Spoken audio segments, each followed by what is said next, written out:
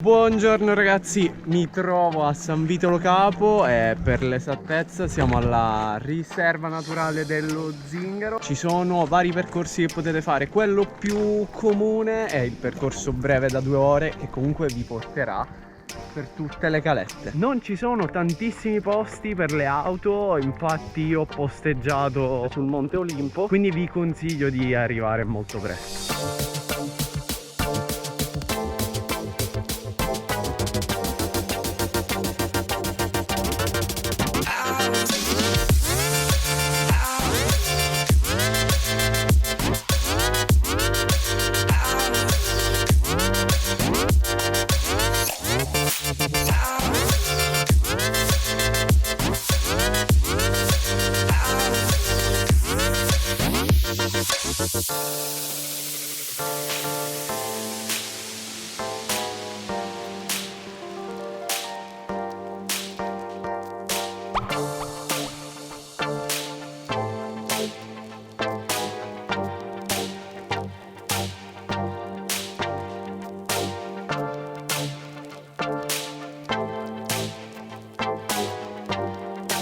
Ci troviamo al centro di San Vito e la serata è appena iniziata.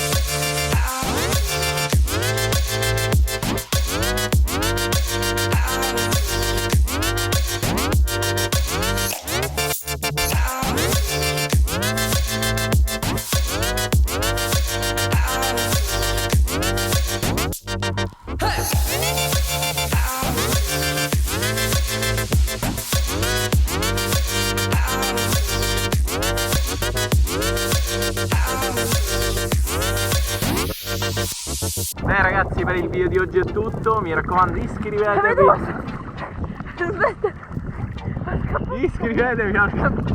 al canale. Ragazzi, non c'è il sole di là.